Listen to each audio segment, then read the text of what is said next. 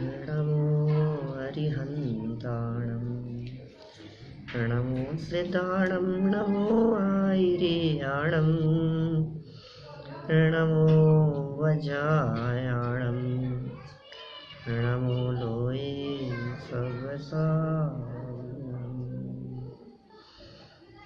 मोक्षमार्गस्य नेतारं भेतारं कर्मभूभृतां ज्ञातारं विश्वतत्त्वानां वन्दे तद्गुणलब्धये वन्दे तद्गुणलब्धये वन्दे तद्गुणलब्धये।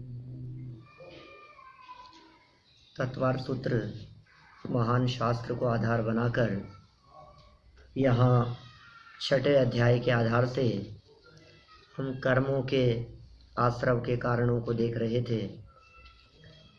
कल तक हम वेदनीय कर्म तक की चर्चा यहाँ कर चुके हैं। ज्ञानावर्णी, दर्शनावर्णीय और वेदनीय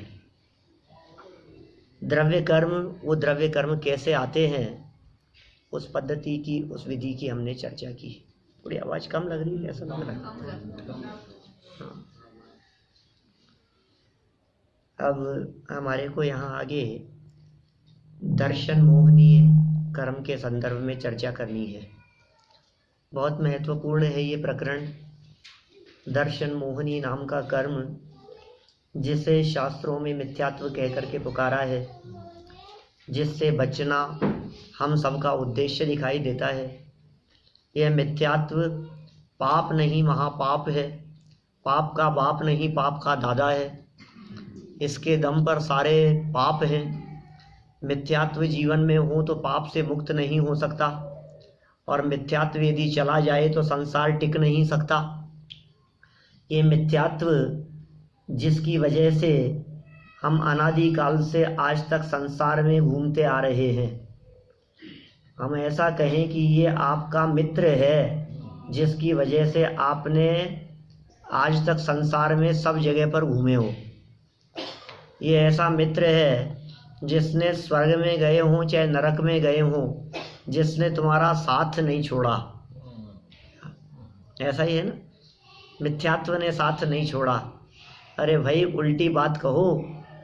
ऐसा नहीं है कि निगूत से लेकर स्वर्ग तक, नरक, तिर्यंच आदि भोग भूमियों में सभी स्थानों पर इसने हमारा साथ नहीं छोड़ा, ऐसा नहीं है।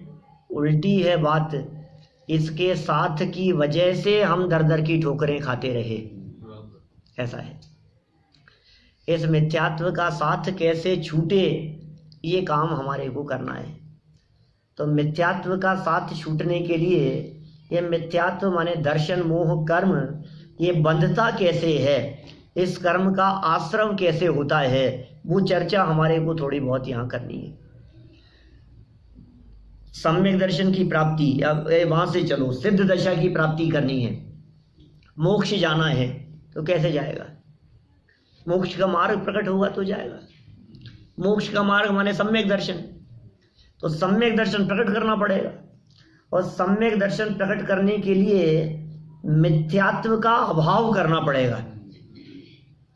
माने सम्यक दर्शन की प्राप्ति के लिए मिथ्यात्व का अभाव चाहिए, और मिथ्यात्व के अभाव के लिए हमें ये जानना पड़ेगा कि आखिर ये मिथ्यात्व होता क्यों है, ये दर्शन मोहनी कर्म बंधता क्यों है। यदि दर्शन मोहनी कर्म के आश्रव और बंध के कारण यदि हमने देख लिए, और यदि उनसे बचने का प्रयास किया गया, तो निश्चित रूप से मिथ्यात्व से भी बच पाएंगे। मिथ्यात्व से छूटना तो सब चाहते हैं, लेकिन मिथ्यात्व के कारण से छूट रहे हो के नहीं, ये किसी की दृष्टि नहीं। पॉइंट समझ में क्या कह रहा हूं? हर व्यक्ति, जितने आत्मार्थी स्वाध्यायी हैं, सब एक स्वर से कहेंगे मिथ्यात्व छोड़ना है, मिथ्यात्व छूटना चाहिए, तभी सम्यक दर्शन होगा। अब हमने कहा मिथ्यात्व छूटना चाहिए, तो मिथ्यात्व का कारण क्या है पता है क्या? दर्शन मोहनी का कारण क्या है, उससे बचो भाई साहब। मिथ्यात्व से बचने के लिए कोई चौकीदार थोड़ी ना खड़ा करना है हमारे को दरवाजे पर, ये खड़ा है, आने मत देना मिथ्यात्व को, तो कैसे नहीं आएगा? क्या करें उसके लिए? बोले कुछ उमा स्वामी आचार्य ने बातें कही है, उनको यदि हम ध्यान रखेंगे तो बच पाएंगे। 13 नंबर का सूत्र है, आगे बढ़ा जाओ। क्या कहते हैं, पीछे पीछे बोलना, केवली श्रुत संग, बोलो, केवली श्रुत संग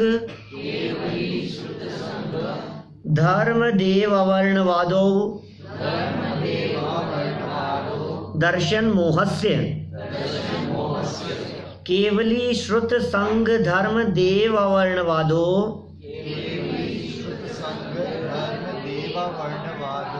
बोलते ही नहीं है आप लोग। जिनको बचना होगा वो बोलेंगे, या ऐसा कहूं कि जो बोलेंगे वो बचेंगे।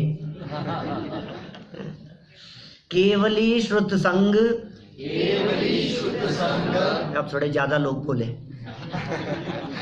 केवली श्रुत संग धर्म देवावर्णवादो दर्शन मोहस्य। दर्शन मोहस्य,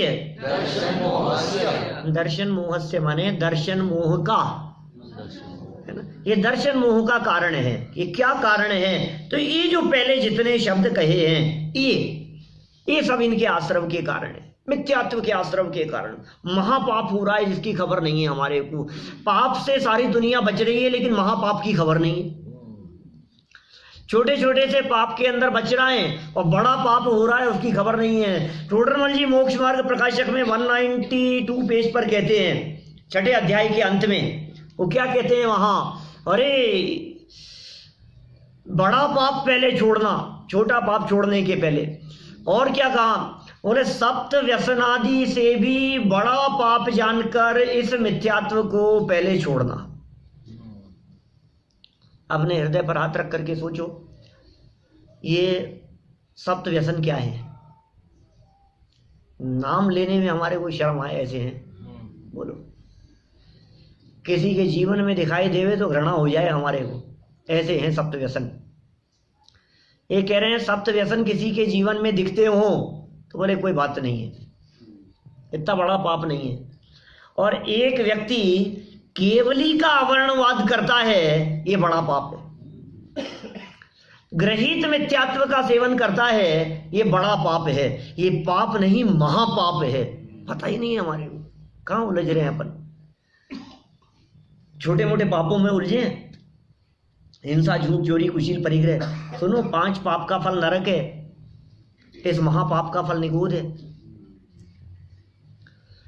पाप करे कोई व्यक्ति, हिंसा करे, झूठ बोले, चोरी करे, कुशील सेवन करे, परिग्रह संचय करे, इन 5 पापों में लिप्त हो तो बहुत बड़ा पाप नहीं हो गया, अनर्थ नहीं हो गया। लेकिन इस अनर्थ की तो खबर ही नहीं है। बड़ा पाप कौन सा? जो पाप जैसा नहीं लगे। बड़ा अपराधी कौन सा? जो अपराधी जैसा नहीं लगे। बड़ा चोर कौन सा? शातिर, सफाई किसके उसमें है कि चोरी करे और पता नहीं लगे, वही तो बड़ा है ना। तो ये मिथ्यात्व ऐसा पाप है जो पाप जैसा लगता नहीं है, धर्म का वेश बना करके आता है। शुभ भाव में धर्म मानता रहा आज तक, ये मिथ्यात्व है। स्वयं महावीर भगवान पूजन में भी इस तरह की बात की थी अपन ने। कहां कहां बड़ा पाप हो रहा है? धर्म, जहां धर्म नहीं है वहां धर्म मान लेना, ये महापाप है। बोले कई बातों के अवर्णवाद की यहां बात कही। किन किन का अवर्णवाद? अवर्णवाद शब्द है एक इसमें। देखो पहला शब्द है केवली। केवली मतलब जानते हैं? केवली मतलब भैया, केवली मतलब कौन है? हमारे सब केवल ज्ञानी कौन? महावीर भगवान, अरहंत भगवान। अरहंत और सिद्ध परमात्मा सब केवली हैं। फिर केवली के बाद में इन्होंने कहा श्रुत। श्रुत माने ये जनवाणी, ये शास्त्र। फिर कहा संग। संग कौन? मुनि, आरिका, श्रावक, श्राविका, ऋषि, मुनि, यति, अनगार, उनको भी संग कह करके पुकारा है, तो संग। और फिर कहा धर्म, और धर्म के बाद में कहा देव। कितनी बातें हो गई? केवली, श्रुत, संग, धर्म और देव। इन पांचों में से यदि किसी का भी अवर्णवाद, अवर्णवाद माने होता है अपमान, इनका यदि अवर्णवाद हुआ हमारे द्वारा, इनकी यदि विराधना हुई, इनका यदि दोष लगा, तो समझ लो आप महापाप हो गया। असातना जिसे कहते हैं ना आप लोग गुजराती में, असातना, वो असातना है या वर्णवाद। केवलियों की असातना नहीं होनी चाहिए। अब कितनी तरह से बातें हो सकती है, इसको बिल्कुल ग्राउंड लेवल से बात करो तो अलग बात होगी, और टॉप लेवल पर जाकर के बात करो तो अलग प्रकार की होगी। इस सूत्र के अर्थ अनेक प्रकार से किए जा सकते हैं। 20 बार मैंने इस सूत्र के ऊपर व्याख्यान किए बहुत जगह पर। माने ये केवली का वर्णवाद क्या क्या है? केवली का वर्णवाद साधारण भाषा में यदि हम बात करें तो अनंत परमात्मा को पीठ देना, भगवान के सामने बात करना, जिनेंद्र भगवान सामने बैठे हुए हैं, किसी और को जय जिनेंद्र करना। सावधान रहो, ऐसा मैं देखता हूं बहुत होता है ऐसा। अपने को विवेक नहीं है, भगवान सामने विराजमान है और पास में से आते हो जय जिनेंद्र, पंडित जी जय जिनेंद्र। क्या कर रहे हो आप? आपको पता है कौन बैठे हैं? कौन है वो? प्रतिमा है कि भगवान है? भगवान है। प्रतिमा मत समझना उसको, मूर्ति समझोगे तो शायद विनय उतने भाव से नहीं कर पाओगे। भगवान बैठे हुए हैं। हम आपसे पूछते हैं, कोई बड़े व्यक्ति, किसी मिनिस्टर से मिलने जाओ, आपके प्रेसिडेंट ने आपको 5 मिनट का समय दिया हो 2 महीने की मेहनत करने के बाद में। आपका प्रेसिडेंट कहाँ रहता है? यहीं रहता हुआ केन्या में, यहाँ नैरोबी में, है ना, यहीं रहता है ना। 5 मिनट का समय मिला आपको 2 महीने तक खूब मेहनत करने के बाद में। अब 5 मिनट का समय मिला और बीच में आपका कॉल बज गया, तो आप फोन उठाओगे कि नहीं? नहीं उठाओगे। क्यों? अच्छा 15 मिनट का टाइम मिलाओ, कोई बात नहीं, 1 घंटे का टाइम दे दिया, चलो साथ में लंच करना है, वो सामने बगल में बैठा हुआ है, आप फोन पे बात करोगे क्या? तो आपके प्रेसिडेंट से बड़े हैं कि नहीं हमारे महावीर भगवान? बड़े हैं। तो उसके सामने तो आप किसी और से बात नहीं कर सकते, इधर उधर नहीं देख सकते, और यहां भगवान सामने बैठे हुए हैं और हमारे हृदय में महिमा आ रही है किसी और की। तो भाई साहब ये केवली का वर्णवाद है, अपमान है उनका। उनको पीठ नहीं लगनी चाहिए भगवान को, या वर्णवाद है उनका। भगवान के सामने भगवान से ज्यादा महिमा किसी और की आना, ये भगवान का अपमान है। भगवान के सामने हमारे को दूसरा कुछ नहीं, सिर्फ भगवान और मैं, और कोई नहीं। सावधानी रखने की बात है, छोटी छोटी सी बातें, कोई दम नहीं है इसमें। कोई व्यक्ति अष्टांग नमस्कार कर रहा हो तो बीच में से नहीं गुजरे, है ना। कोई झुक करके यदि कोई व्यक्ति वंदन कर रहा है तो वो हम उसके बीच में नहीं आए। हम यदि कोई व्यक्ति पूजन कर रहा है तो उसके सामने जाकर के खड़े नहीं हो जाए दर्शन करने के लिए, ये पीछे खड़ा है भैया। हम ऐसी जगह पर खड़े हुए, यदि हमारे को 5 मिनट खड़े रहना है तो ऐसी जगह पर खड़े हों जिससे दूसरे दर्शन करने वाले को डिस्टर्ब नहीं हो। साधारण सी बातें, छोटी छोटी सी बातें। केवली है वो, प्रतिमा नहीं है, भगवान है। भगवान को भगवान समझो। वो पत्थर नहीं है, वो पाषाण की मूर्ति नहीं है। उनकी महिमा उनकी वीतरागता से है, उनकी महिमा उनका सम्मान उनकी सर्वज्ञता से है। कहाँ कहाँ अवर्णवाद होने की संभावना है। अरे बड़े बड़े तीर्थ क्षेत्रों में जाते हैं तो कैसा अपमान करते हैं पता ही नहीं लगता है।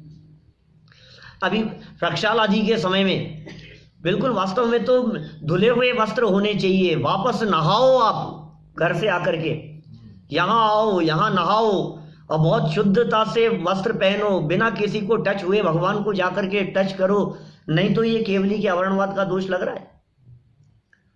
फिर उनको उनके स्वरूप से नहीं देखना भी तो उनका अपमान है।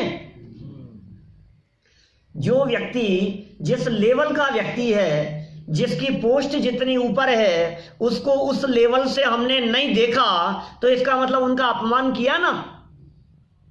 हमने केवलियों को कैसा देखा? उन्हें करता धरता देखा, ये उनका अपमान है। कौन मानेगा बताओ? अभी तो हमारे पाठशाला के बच्चों ने कितना सुंदर यहाँ कार्यक्रम प्रस्तुत किया, लेकिन वहाँ आज महावीर जयंती थी ना, तो वहाँ हमारे इंडिया में ऐसे महावीर जयंती के दिन बड़ी बड़ी सभाएं होती है, जुलूस निकलते हैं, आयोजन होते हैं, सामूहिक कार्यक्रम होते हैं बहुत बड़े विशाल स्तर पर, और बड़े बड़े लोगों को बुलाते हैं, नेता लोग आते हैं, सब भाषण देते हैं, सब अपने अपने बातें कहते हैं मन से। अब कोई एक नेता माइक पर खड़ा होकर यदि ये बात कहे, अरे अरे भगवान महावीर की तो बहुत कृपा है मेरे ऊपर, मैं तो बचपन से, भले मैं जैन कुल में पैदा नहीं हुआ, लेकिन महावीर भगवान की कृपा है। वो तो आज उनके गीत गा रहा है, उनके वे करुणा सागर है, करुणा निधान है, सबके पालनहार हैं, महावीर भगवान सबका भला करे, इसी भावना से मैं बात को संपन्न करता हूँ। बोलो, इतना उसने 10-5 मिनट उसने कुछ बोला, महावीर भगवान के गीत गाए, सभा में 1000 लोग बैठे हैं। एक एक व्यक्ति को लाइन से खड़ा करो और उनसे पूछो कि ये नेता महावीर भगवान के बारे में क्या कह करके गया, इसने प्रशंसा की कि निंदा की। 1000 लोगों से पूछोगे ना तो 1000 में से 1000 ऐसे मिलेंगे दुनिया में जो ये कहेंगे कि इसमें क्या है, क्या कोई बात नहीं।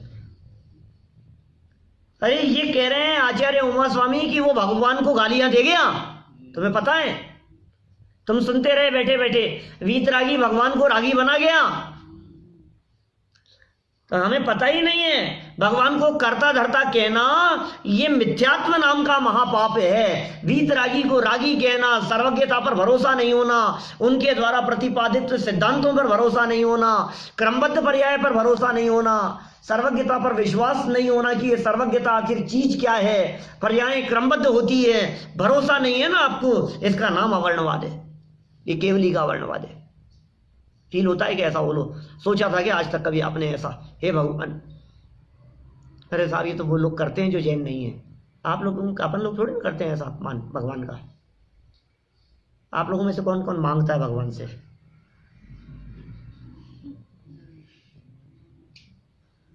कौन कौन मांगता है? जो मांगते हैं हाथ खड़ा करो। एक ही हाथ खड़ा दिखाई दे रहा है पूरे हॉल में।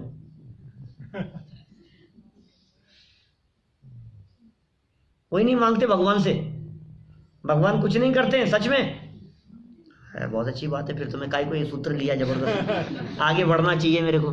लेकिन कोई बात नहीं, भगवान वीतरागी तो हैं, ये तो सब आप जानते हैं। लेकिन जब कोई संकट आता है ना तो भगवान के सामने खड़े होकर के बोलते हैं, भगवान मैं जानता हूँ आप वीतरागी हो, लेकिन बस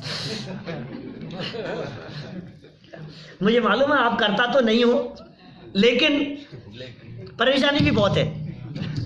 क्या मुझे मालूम है आप कुछ करने वाले नहीं हो, आप कुछ भी नहीं करोगे, लेकिन मैं जानता हूं कि मैं परेशान भी बहुत हूं। तो फिर क्या चाहता है तू, ये बता, फिर क्या चाहता है? कहीं ना कहीं हृदय के कोने में बैठा हुआ है कि भगवान करता वीतरागी है। ये तो हमने बचपन से पढ़ा है। अभी क्या है, यहाँ सब माहौल इसी तरह का है ना, हमने बचपन से यही पढ़ा है कि हमारे भगवान वीतरागी है, करता धरता नहीं है, इसलिए भगवान कुछ देंगे ऐसी मान्यता तो किसी की भी नहीं है। लेकिन संकट आता है तो याद कौन आता है? परेशानी आती है तो कौन याद आता है? फिर मैं पूछ रहा हूं वो याद क्यों आते हैं कि अब फिर वही सहारा है और किसे याद करें? तो क्या सहारा है ये तो बताओ। ये करेंगे तो कुछ नहीं, लेकिन बस फिर भी अब जो भी है, लेकिन भगवान ही है, बस भगवान भरोसे। भरपूर सुखी कर दोगे तुम, यह सोचे सन्मुख खड़ा रहा, इसका नाम है केवली का वर्णवाद। श्रुत का वर्णवाद क्या कह रहे हैं आगे देखो। अभी केवलियों की बात नहीं मानना, वही सब बातें लागू होगी इसमें, गहराई से आगे बढ़ेंगे ना अपन। जैसे श्रुत का वर्णवाद क्या चीज है? श्रुत माने जिनवाणी। अब जिनवाणी का वर्णवाद क्या है?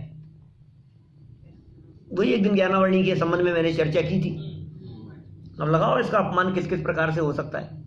झूठे मुंह पड़ रहा है, पता ही नहीं है, नाश्ता कर रहा है और उसी टेबल पर जिनवाणी रखी। ये मोटा मोटा वर्णवाद हो गया। जिनवाणी जमीन पर पड़ी है, भैया उसको हाथ में लेना यार, ये जो है रखा है नहीं, हाँ ऊपर रख लेना थोड़ा। या वर्णवाद है जमीन पे रखना, जिनवाणी लिखी है इसके ऊपर। ये श्रुत का वर्णवाद है जिनवाणी का। जिन वचन जिनके ऊपर लिखे हुए हों, वे पेपर, वे कागज, वे पुस्तकें, वे सब अत्यंत विनय करने योग्य है। बहुत सम्मान होना चाहिए, बहुत बहुमान पूर्वक इस जिनवाणी को अपने हृदय में विराजमान। ये जिनवाणी हृदय में तब उतरेगी जब इसके प्रति बहुमान होगा। इसकी श्रद्धा के बिना ये जिनवाणी आपके हृदय में नहीं उतरेगी। ये सरलता चाहिए। अष्टांग नमस्कार करना, जिनवाणी स्तुति हुए बिना जाना नहीं, बराबर 9 बार नमोकार मंत्र बोलना, अष्टांग नमस्कार करना, वंदन करना, जिनवाणी विराजमान करते समय बहुत बहुमान पूर्वक विराजमान करना। और ये सारी बातें तो लोकाचार हुआ, लोक व्यवहार हुआ। असली विनय तो जिनवाणी को पढ़ना, पढ़ता नहीं है तो फिर विनय क्या हुई? जिनवाणी माँ है हमारी, और माँ की बात को नहीं माने तो फिर विनय क्या है? कुछ विनय नहीं है। माँ की सच्ची विनय तो माँ की बात को मानना है भाई साहब। जनवाणी को माँ कहते हो आप यदि इस जनवाणी को माँ कहते हो और जनवाणी की बात को मानते नहीं हो तो इससे बढ़कर अपमान और क्या होगा। जनवाणी पुकार पुकार करके कह रही है कि पुण्य में धर्म नहीं है और हमारा आकर्षण पुण्य की तरफ दिखाई देता है, तो इसका नाम है जनवाणी का अवर्णवाद हो रहा है, अपमान हो रहा है। जनवाणी पुकार पुकार करके कह रही है वीतरागता धर्म है और हमें राग भाव में धर्म दिखाई दे रहा है। और राग भी देखो, भक्ति का भी राग है, ये सब राग ही है ना। अभी सैद्धांतिक रूप से तो हम कोई भी ये बात नहीं कहेंगे कि राग में धर्म है। बात करेंगे तो ये कहेंगे वीतराग में धर्म है, लेकिन राग में मजा तो आता है। प्रवचन सुनने का राग, भक्ति करने का राग, जनवाणी ये आने का राग, ये जो राग है, और फिर इसको करके अपने आप को संतुष्ट मानना, ये बहुत काम हो गया भाई। इससे ज्यादा क्या करूँगी। दिन में 3 घंटा 4 घंटा सुबह मंदिर में बीतता है, शाम को फिर आ जाते हैं, दिन में 2-1 घंटा बैठ करके स्वाध्याय कर लेते हैं, और क्या इससे ज्यादा क्या जान लोगे क्या हमारी? यार बहुत तो करते हैं, कितना करें और इससे ज्यादा क्या करेंगे। और दिन भर में 6 घंटा बीतता है पंडित जी हमारा। 6 घंटा किसे कहते हैं? दिन भर में 6 घंटा बीतता है हमारा। काय में बीतता है भाई साहब? यही सब इनमें धर्म में जाता है हमारा 6 घंटा। कितने धर्मात्मा है हम पता है आपको? अच्छा, 24 घंटे में से 6 घंटा करने जो काम करते हो उससे तो धर्मात्मा, और 18 घंटा जो करते हो उससे पापात्मा क्यों नहीं? बाकी 18 घंटा क्या चलता है? 6 घंटा करने वाले को तो आपने कह दिया धर्मात्मा हो गए साहब। हम 2-4-6 घंटा पढ़ करके अपने आप को धर्मात्मा कहलाना चाहते हैं, तो बाकी के 15-20-18 घंटा जो पाप में बीतता है उसकी वजह से हम पापी क्यों नहीं है? जीवन तो पाप में बीत रहा है ना। खाने पीने की चर्चा, घूमने फिरने की चर्चा, इधर उधर की राग रंग की चर्चाएं, ये सारी चर्चाएं आखिर पाप ही तो हैं। ये श्रुत क्या कह रहा है? जनवाणी क्या कह रही है? जनवाणी का मर्म क्या है? भगवान महावीर स्वामी ने हमारे को क्या सिद्धांत बतलाए, क्या उपदेश दिया? उस उपदेश को यदि स्वीकार नहीं कर रहा है तो उनका अपमान कर रहा है। और सुनो, बड़े पंडित जी का एक वाक्य है, जो जीव आराधना नहीं कर रहा वो जीव नियम से विराधना कर रहा है। क्या बोलो? हमें तो लगता है विराधना थोड़ी ना कर रहे हैं। हम क्या विराधना कर रहे हैं? हमने क्या कर दिया साहब? हमने कोई भगवान को कोई गाली नहीं दी, हमने कोई जनवाणी कुछ नहीं किया हमने। हम क्या कर रहे हैं? क्या आराधना कर रहे हो? क्या आराधना तो नहीं कर रहा। ऐसा लगता है शांति से चुपचाप टीवी देख रहा हूं बस। मैंने क्या पाप किया है? कुछ भी तो नहीं कर रहा हूं मैं। न्यूज़पेपर पढ़ रहा हूँ आधे घंटे से शांति से चुपचाप बैठ करके। अब क्या प्रॉब्लम है इसमें कि जो आराधना नहीं कर रहा वो विराधना कर रहा है। जो देवगुरु धर्म के सानिध्य में जिसका काल नहीं बीत रहा है उसका काल पाप में बीत रहा है, क्योंकि पुण्य के आश्रित जो हैं वे देवगुरु धर्म हैं, और देवगुरु धर्म को छोड़कर जितने भी हैं ये पाप के आश्रित हैं। यहाँ जनवाणी के मर्म को न समझ पाने के कारण श्रुत का अवर्णवाद हमारे माध्यम से हो रहा है। केवली हो गए, श्रुत हो गए, है ना। आज थोड़ा समय ज्यादा हो गया ना, थोड़ी देर लूंगा मैं, अपना समय तो पूरा ही करूंगा। और वैसे सुबह यदि काल नए की दृष्टि से देखो तो समय पे ही खत्म होगा, है ना। समय से ज्यादा तो चलता नहीं है कुछ भी, सब समय पे ही चलेगा। तो श्रुत हुआ मतलब जनवाणी। बातें बहुत है कहने के लिए। जनवाणी देखो, लेटे लेटे पढ़ता है, सोते सोते पढ़ रहा है, जूते पहने पहने किताब पढ़ना शुरू कर दिया है। झूठे मुंह बोलने की बात जैसी मैंने कही, ऐसे ही समझ लो झूठे हाथ लगा लेता है। ये भी सब जनवाणी का वर्णवाद है। कभी लेटा लेटा पढ़ता है, तो लेटे लेटे क्यों पढ़ते हो? पंडित जी नींद नहीं आती है ना, तो फिर अपन किताब ले लेते हैं। जब तक नींद नहीं आती है तब तक पढ़ते रहते हैं। कुछ लोग ऐसे मिलते हैं जो किताब ही हाथ में इसलिए लेते हैं कि नींद आ जाए, इसीलिए जनवाणी हाथ में। कि नींद नहीं आ रही ना तो किताब ले लो, अभी नींद आने लग जाएगी। तो क्या कर रहे हो आप? आपको पता है कैसे कैसे बहुमान पूर्वक पढ़ने योग्य, विनय पूर्वक। तो बहुत बातें में थोड़ा सा कहा, ज्यादा समझ लेना। और तो क्या कहें, संघ का वर्णवाद, मुनिराजों का वर्णवाद, मुनिराजों का अपना। ये देखो अवर्णवाद शब्द है, अभी अवर्णवाद को मर्म समझो पहले क्या कह रहे हैं। अवर्णवाद क्या कह रहे हैं? वर्ण वाद, तीन तीन चीजें। अ माने नहीं, वर्ण, वर्ण कहते हैं रूप, रूप का पर्याय वर्ण, रूप रस गंध स्पर्श, तो रूप माने वर्ण, तो रूप, रूप का मतलब होता है स्वरूप, रूप। अरूप माने स्वरूप के विपरीत, अवर्ण। और वाद, वाद माने होता है बोलना, अवर्ण वाद माने वस्तु स्वरूप के विपरीत कुछ भी कहो सब अवर्णवाद है। जो जैसा है उसे वैसा न कहकर अन्यथा कहना, इसका नाम अवर्णवाद है। ये अवर्णवाद महापाप है। तो किसका अवर्णवाद हुआ? केवली का स्वरूप नहीं समझा हमने।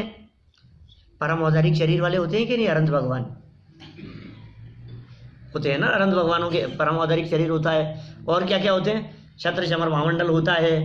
और क्या होते हैं? उनकी दिव्य ध्वनि कीर्ति है, अशोक वृक्ष होता है, अष्ट प्रातिहार्य होते हैं, मूल गुण होते हैं। यार तुम अनंत को सही नहीं देख रहे भैया, अनंत को अनंत भगवान देखो यार, तुम क्या देख रहे हो? ये सब जड़ देख रहे हो। जड़ की अवस्था का नाम अनंत अवस्था है क्या? आप अभी दक्षिण भारत यात्रा गए, तो वहां रत्नों की प्रतिमा के दर्शन किए मूड बिद्री में। क्या दिख रहा है हमारे को? भगवान के दर्शन कर रहे हो कि रत्नों के कर रहे हो? कई के दर्शन कर रहे हैं बताओ? भगवान नहीं दिखते, रत्न दिखते हैं। और कभी कभी ऐसा देखा मैंने सुधीर भाई, बहुत बार गया हूँ वहाँ दर्शन करते समय एक सज्जन बोले मेरे से, पंडित जी वो जो पार्श्वनाथ है ना, वो रियल रियल है क्या? वो स्टोन बिल्कुल रियल है, रूबी का है, एमराल्ड का है, बिल्कुल रियल स्टोन है। वो छोटे वाले, पंडित जी वो कितने के होंगे? वो पार्श्वनाथ, पार्श्वनाथ कितने के होंगे? पार्श्वनाथ भगवान कितने के होंगे? तुम कीमत देख रहे हो उसकी?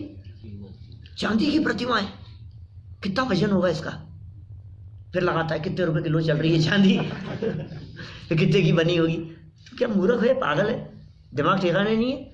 भगवान भगवान नहीं दिखते हैं हमारे को, रत्न देख रहे हैं हम, पत्थर देख रहे हैं हम, हमारे को उसमें सोना चांदी दिखाई दे रहा है, अष्ट धातु दिखाई दे रहा है हमारे को, उसमें वीतरागता नहीं देखना आता है।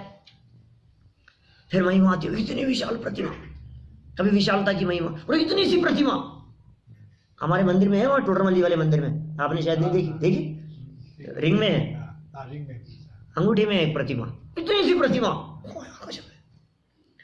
कभी लगता है बिल्कुल नई बनी है, देखो यार क्या कितने सुंदर बनाई हुई है। कभी कहता नहीं चौथे काल की है। तो कभी काल से देखता है, कभी साइज से देखता है, कभी पाषाण से देखता है, कभी धातु से, कभी रत्न से देखता है। तो वीतरागता से क्यों नहीं देखता है? क्या भगवान तो वीतरागी होते हैं भैया, भगवान तो वीतरागता से दिखने चाहिए ना। कहाँ देखा, हमारी दृष्टि कहाँ चले गई? अरे नहीं नहीं बहुत चमत्कारी है कभी चमत्कार से देखता है। ये सारे दुनिया में पार्श्वनाथ भगवान के नाम से जितने क्षेत्र बन गए हैं, उतने क्षेत्र किसी दूसरे तीर्थंकर के नाम से है ही नहीं। कितने पार्श्वनाथ भगवान के नाम से क्षेत्र हैं बोलो? अनिंदा पार्श्वनाथ, मक्षी पार्श्वनाथ, बनडिया पार्श्वनाथ, निमावर पार्श्वनाथ, सहस्रवर पार्श्वनाथ, क्या बोलते हैं, चिंतामणि पार्श्वनाथ, फिर बीजापुर पार्श्वनाथ, फिर शिखर जी वाले पार्श्वनाथ, फिर शूलगिरी वाले पार्श्वनाथ, फिर कौन कौन से, अंधेश्वर पार्श्वनाथ, शंखेश्वर पार्श्वनाथ, चमलेश्वर पार्श्वनाथ, कौन से और कितने कितने नाम बोले जाओ फटाफट, बहुत बहुत सारे नाम है। पार्श्वनाथ पार्श्वनाथ कितने कितने पार्श्वनाथ के क्षेत्र हो गए, कितने महावीर। और साहब वो जो है ना महावीर जी, आपके वहां दिल्ली के पास राजस्थान में जो है महावीर जी, अरे वहां की तो कोई चमत्कार ही गजब का है वहां के महावीर भगवान का। और हमारे यहाँ नैरोबी के महावीर भगवान का इनमें नहीं है। अरे नहीं ये तो यहीं के लोकल है ना, इनमें क्या है? ये महावीर भगवान यहीं के हैं लोकल, और वो महावीर भगवान इंटरनेशनल हो गए। महावीर भगवान कितने हैं? तो वहां के महावीर भगवान अलग और यहाँ के महावीर भगवान अलग। वहां के पार्श्वनाथ भगवान की तो महिमा ही कुछ और है, और यहाँ के ये क्या हो गया है? मतलब समझ में नहीं आता है हमारे को, हमारी सोच को क्या हो गया है? पार्श्वनाथ नाम के तो एक ही तीर्थंकर हुए थे ना, जिनका नाम 23वें तीर्थंकर था। और किनके पुत्र थे? अश्वसेन और वामा देवी के पुत्र बाल्यावस्था में, और फिर उसके बाद में वो तीर्थंकर बने, भगवान बने, 23वें नंबर के तीर्थंकर। सर्प का जिनका चिन्ह है, एक ही व्यक्तित्व है ना वो। तो ये प्रतिमा तो प्रतीक है, स्मरण तो उन्हीं को करना है भाई साहब।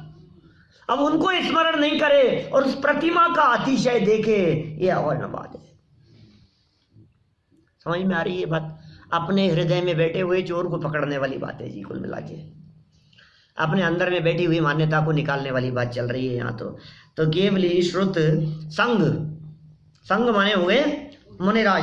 मुनिराजों के बारे में कभी अपमान नहीं करना। अपमान निंदा तो किसी की भी नहीं होनी चाहिए, और मुनिराजों का अपमान कैसे कर सकते हैं हम? कभी कभी वीतरागी संत पुराने 1500 साल पहले भी जिन्होंने कुछ लिखा हो, उनके वचनों को पढ़ करके अरे गलत लिख गए आचार्य, सही नहीं लिखा है इन्होंने, ये क्या कह रहा है? ये उनका वर्णवाद है, ये इनकी बात सही नहीं है। तो तू होता कौन है निर्णय करने वाला? छठे सातवें गुणस्थान में झूलने वाले वीतरागी संत, उन संतों के बारे में कुछ भी यदवा तदवा वचन करना, कहना, ये उनका अवर्णवाद है, ये उनका अपमान है। फिर धर्म का अवर्णवाद, वत्तु सहाओ धम्मो, ये धर्म है। वीतरागता धर्म है, अकर्तावाद ये धर्म है, वेद विज्ञान ये धर्म है। और फिर इसको धर्म नहीं समझ करके पूजन में धर्म समझ लेना। धर्म का भ्रम जहां हो जाए, कर्म करते हैं ना, कर्म जो भी करते हैं बाहरी, इस कर्म में धर्म हो रहा है, ऐसी मान्यता रूप भ्रम हो जाता है। कर्म में धर्म का भ्रम हो जाता है। तो ये धर्म का भ्रम नहीं हुए तो वो अवर्णवाद से बच पाएंगे। और फिर देव, ये देव का अवर्णवाद बड़ा गजब का है। अब ये देव दोबारा क्यों आ गए? पहले केवली कहा था, अब देव आ गए यहाँ पे। ये दो बातें क्यों कह दी है ऐसी? पहले केवली की बात कही और अब यहाँ देव की बात कही। ये पूरी टीका पढ़ना आगे आप। तो ये देव के अवर्णवाद में चतुर निकाय के देवों के अवर्णवाद की बात कह रहे हैं। देव के अवर्णवाद में वैमानिक देव, समझ में आ रही है? कौन कौन से? भवनवासी, व्यंतर, ज्योतिष, वैमानिक, ये जो देव है ना, इन देवों के संबंध में जो असाधना है वो दर्शन मोहनी कर्म के आश्रम का कारण है। समझ में नहीं आया यार, ये क्यों लिया ऐसा क्यों कहा इन्होंने? यदि ये नहीं कहते तो एक बात हम आपसे कहते हैं, ये दर्शन मोहनी कर्म किसके बंधता है बताओ?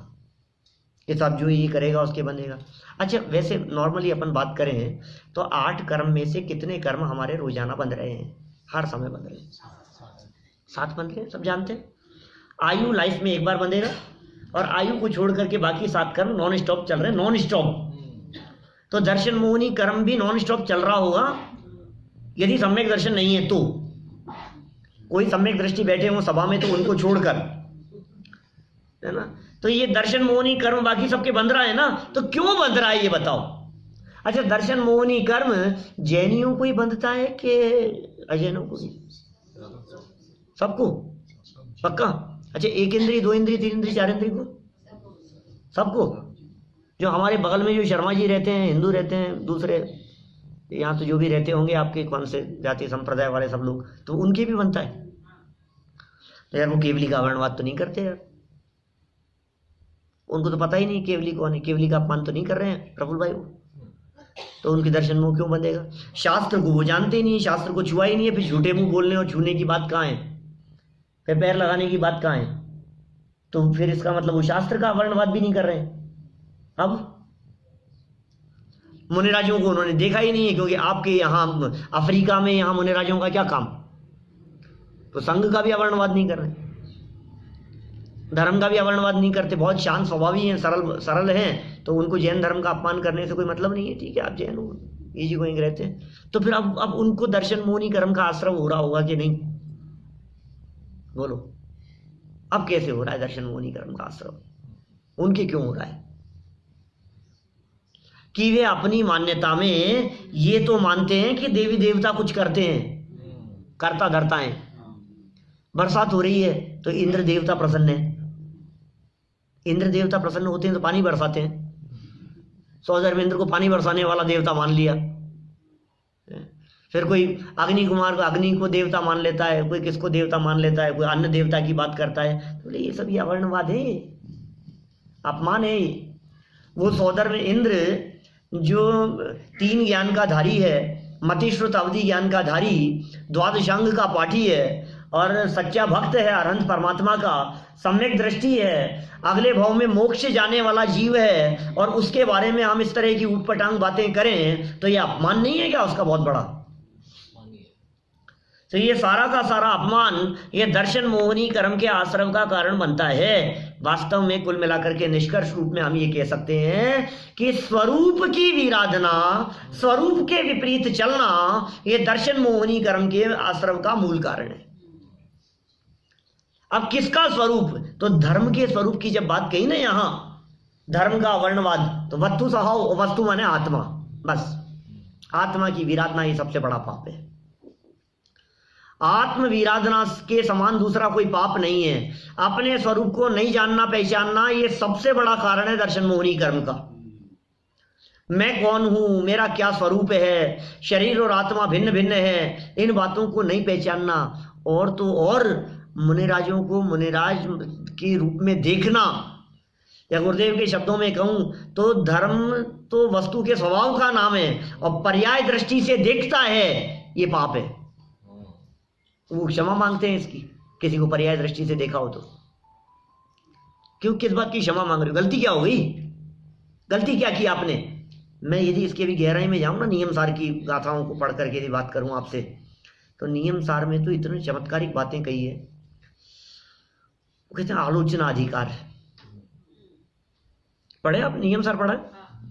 कब पहले कब पढ़ा था आप लोगों ने? यहाँ नियम सार में आलोचना अधिकार है, प्रतिक्रमण अधिकार है, प्रत्याख्यान अधिकार है, प्रायश्चित अधिकार है। पढ़े ये सब? और ये सारे अधिकार लिखे उन्होंने, प्रायश्चित कर रहे हैं, आलोचना प्रतिक्रमण वगैरह कर रहे हैं, और लास्ट गाथा में कह दिया निय भावना निमित्तम। ये नियम सार ग्रंथ मैंने अपने आप के लिए बनाया है। सुनना, देखो बहुत मार्मिक बात कह रहा हूं दीप भाई। देखो क्या कह रहे हैं, आचार्य कुंद स्वामी ने नियम सार किसके लिए बनाया? अपने आप के लिए, स्वयं के लिए। और क्या क्या बातें लिखी उसमें? प्रायश्चित, प्रतिक्रमण, आलोचना, प्रत्याख्यान। मैं आपसे पूछ रहा हूं खुद के लिए, और प्रायश्चित किस बात का प्रायश्चित कर रहे हैं? वो क्या अपराध किया था उन्होंने? आचार्य कुंद स्वामी ने क्या अपराध की? गलती भाई, प्रायश्चित किसे कहते हैं? प्रायश्चित माने यदि मेरे से कोई गलती हो गई हो तो मैं उस गलती को सुधारने के लिए मेरे को कोई प्रायश्चित दे दो तो मैं उससे शुद्ध हो जाऊं, यही है ना। अब आचार्य कुंद स्वामी कह रहे हैं प्रायश्चित मैं अपने आप के लिए कर रहा हूं। मैं प्रायश्चित, कुंद जैसे आचार्य प्रायश्चित करने की बात कर रहे हैं, तो आचार्य कुंद स्वामी से गलती क्या हो गई थी जिस बात का वो प्रायश्चित चाह रहे हैं? ये बताओ। वे आलोचना कर रहे हैं अपने दोषों की, ये बताओ क्या दोष उनसे लग गए हैं जिनकी वो आलोचना कर रहे हैं? स्वरूप में नहीं टिका, ये दोष है। ये जो लिख रहा हूं ना मैं, ये दोष है, ये गलती है मेरी। लिखने के लिए थोड़ी ना मुनि बना था। शुद्धोपयोग परम सामायिक की प्रतिज्ञा ली थी, शुद्धोपयोग में लीन रहने की, और वो प्रतिज्ञा करके ग्रंथ लेखन में, ये बाहरी क्रियाओं में, ये उपदेश आदि में, लेखन आदि में, इन प्रवृत्तियों में लगना ये गलती है। माने आचार्य कुंद स्वामी स्वयं की गलती मान रहे हैं। शुद्धोपयोग से बाहर निकल करके शुभोपयोग में आना ये गलती है, और यदि ये गलती है तो इसका प्रायश्चित क्या होगा कि जब उपयोग बाहर में जाना गलती है तो बाहर से लौट करके अंदर में आ जाना ये उसका प्रायश्चित है। ऐसी चर्चा करते हैं प्रायश्चित अधिकार में। आपको वे क्या दिखाई दे रहे हैं? वे कुंदाचार्य, वे वीतरागी संत, वे योगेंदु देव जैसे आचार्य, वो कहते हैं तुम्हें परमात्मा छो, अप्पा सु परमप्पा, ये आत्मा ही परमात्मा है। योग सार में योगेंद्र देव इस तरह की गाथाएं कहते हैं, है आत्मा परमात्मा, परमात्मा ही आत्मा, आत्मा और परमात्मा में कोई फर्क नहीं है। बोलो, वो हमें क्या दिखाई दे रहे हैं? वो कौन कह रहे हैं? मुनिराज। हमें क्या दिख रहे हैं? वो मुनिराज। और वो हमारे को क्या देख रहे हैं? परमात्मा देख रहे हैं, भगवान देख रहे हैं। गजब हो गया। हम साधारण गृहस्थ, हम तो उनको क्या देख रहे हैं, मुनिराज देख रहे हैं, और वे मुनिराज हमारे को क्या देख रहे हैं, परमात्मा देख रहे हैं। ये दृष्टि का फेर है भाई साहब, और कुछ नहीं है। ये दृष्टि यदि बाहर में जाती है तो ये मिथ्यात्व होता है। ये तो इन्होंने यहाँ ग्रहित मिथ्यात्व और अग्रहित मिथ्यात्व दोनों को इसमें शामिल किया है। अभी केवली के स्वरूप को जब तक नहीं जानेगा, मतलब अंतरंग स्वरूप को नहीं जानेगा, सुनना, केवली का स्वरूप दो प्रकार से, माने केवली मतलब अनंत, अनंतों का स्वरूप दो प्रकार से। अरहंतों के बहिरंग स्वरूप को यदि पहचान जावे कि कैसे होते हैं, तो ग्रहित मिथ्यात्व चला जाए। बाहर से कैसे होते हैं अरहंत, कैसे होने चाहिए, बाहर स्वरूप यदि ख्याल में आए तो ग्रहित मिथ्यात्व जाता रहे। और अरहंतों का अंतरंग स्वरूप केवलियों का वीतरागता और सर्वज्ञता पर यदि श्रद्धा हो जाए, क्रमबद्ध पर श्रद्धा हो जाए, क्योंकि सर्वज्ञता से निकलती है क्रमबद्ध पर्याय और वीतरागता से निकलता है अकर्तावाद। तो अकर्तावाद और क्रमबद्ध पर्याय ये पिलर हैं जैन शासन के, उनको यदि गहराई से समझे और श्रद्धा हो जाए तो अग्रहित मिथ्यात्व चला जाए। क्या कह रहे हैं? अरहंत परमात्मा के स्वरूप को बाहर से जाने तो ग्रहित मिथ्यात्व चला जाए, और अंदर से जाने तो अग्रहित मिथ्यात्व चला जाए। और यदि नहीं जाने तो बोले दर्शन मोहस्य, दर्शन मोहनी का आश्रम बना रहे। तो ये बातें इस तरह की कही है यहाँ पर इनके अवर्णवाद के संदर्भ में। आज तो समय बहुत हो गया है, थोड़ा बहुत हमने यहाँ कहा है, बहुत समझते ना, चिंतन करने के लिए है। समझ लो कहाँ कहाँ असातरा होने के चांस हैं, वहाँ समझ लो, और फॉलो करना है अपने को, जनवाणी को, सर्व के भगवान की वाणी को फॉलो करना है। जहां भी संभव हो सके जनवाणी की विराधना का भाव नहीं आए मन में, क्योंकि जनवाणी की विराधना का भाव आने मात्र से दर्शन मोह होने की संभावना दिख रही है। बस सतर्क रहो, मिथ्यात्व से बचना, जीवन में मोक्ष मार्ग यदि शुरू करना है तो थोड़ी सी हमारे को ऐसी कोशिश करनी पड़ेगी, हम सभी इन कारणों से बचने का प्रयास करें। इस भावना से बात को यहीं